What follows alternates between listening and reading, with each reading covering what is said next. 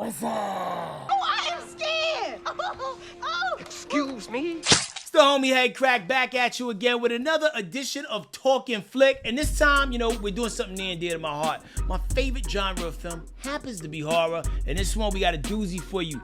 Scream 6 is in theaters right now. And should you waste your time, money, and energy to go see it? Let's unpack. Now, let's rewind the clock back to 1996. When writer and director Wes Craven presented Scream, the first one, to the audiences, and it gave a much shot in the arm to a genre that was kind of fizzling out a little bit. I mean, Freddy did his thing, Jason did his thing, Chucky with the child's play and whatnot. But, it seemed like fans were looking for more from a horror genre, and Scream, the original, did just that, man. Introducing a very meta style to storytelling and brought you some characters that you really, really rooted for. So here we are in 2023.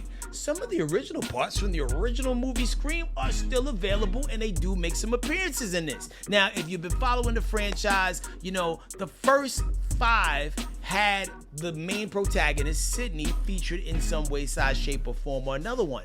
This is the first one where there is no Sidney, played by Neve Campbell. No, for real, don't play like that. And, do we miss her? A little bit, but I gotta say, this crew has held its own. So for those who want to know the plot, the 4 survivors from the Ghostface murders leave Woodsboro behind for a fresh new start in New York City, because there's no crazy people in New York City. However, they soon find themselves in a fight for their lives when a new killer embarks on a bloody rampage. Now, anytime you take a movie like this out of its normal environment and put it in a new one, you could get mixed results. Jason Takes Manhattan.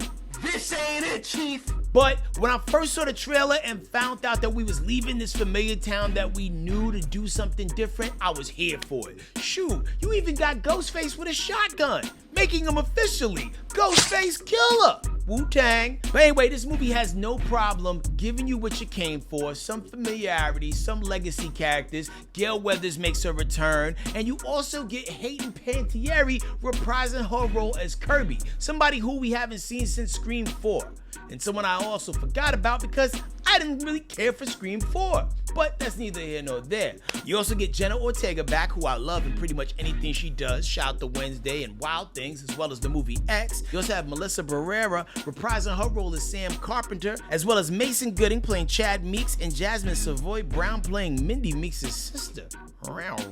What up, Jasmine? Anytime you get into the Scream franchise, you're kind of going to be on high alert because at any point in time, anybody can get it. Like, this isn't a franchise that has any problem killing off legacy characters, and you do want to see who's going to be left standing at the end of the day. So when I saw the trailer, anticipation was high for all the reasons I mentioned before, but as I was watching like the first, I would say, third and a half of the movie, I was starting to get a little disappointed because I felt like we were doing similar things that we've done with some of the previous Scream films, and that's what I wanted this one to not do.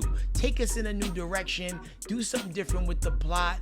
But when I say the final act makes up for all of that and brings everything full circle in a way that has you like really low-key stressed out, yo, listen, they did their damn thing, Now, there are parts of Scream 6 where you feel like you're going a little bit in the Fast and Furious territory, where like our main characters are able to withstand all types of crazy things happening to them. Meanwhile, other characters die over a paper cut. You know what I mean? And it was at one point that my 10-year-old son, who loves horror movies, looked at me and said, "Dad, these guys got plot armor." And I was like, what the hell is that? But then I thought about it and I get it. Yeah, plot armor. You know what I mean? They will patent the people that we love in franchises and give them that plot armor to protect them and help them get through it. If you're a video game person, some of these characters have God-level HP. Not to be confused with God-level HPV, which one of the characters in this movie may have. Not the actress, but the character. But with all that being said, when it's all said and done, you can't help but to want Scream 7 to happen immediately. You know what I mean? Let's get it together. Let's get it popping. This franchise is back on fire in a way that I've never seen before, which only leads me to wonder, where can we go from here? Do we get like Scream in Las Vegas? Do we get Scream in LA? Do we get Scream Mexico? Actually, probably not Mexico. There's a lot going on there right now. God bless the dead. But, this thing should be a traveling situation that shouldn't be confined to Woodsboro or be forced to have to do the next few installments in New York City. Have knife will travel, and I am here for it. Scream franchise, let's go. So over here on Talking Flick, we kind of celebrate our movies a little bit differently here. We don't do stars, we don't do thumbs, we don't do tomatoes. It's all about dap around here. Now the last couple movies, yeah, they definitely got that full heart-to-heart dap, but for Scream 6, I gotta give it the dap below that. Only because of the way the first part of the movie made me feel, but it definitely redeemed itself towards the end. So you do get that strong come in here dap with a slight little pat on the back or a little firm handshake, letting you know that, hey, you can take a to-go plate, and we're looking forward to see what you bring to us next time, all right? So, how did you feel about that? Do you agree with me? Or do you feel like I'm just completely out of my mind over here with these assessments I made? Drop a comment below, or even if you want to tell me about some movies that you want me to discuss, talk about past, present, or future, that's what we here for, baby. We talking flick, and you're more than welcome to talk with us. So until next time, I'm Headkrack. I'll see y'all asses in the movies. Ciao.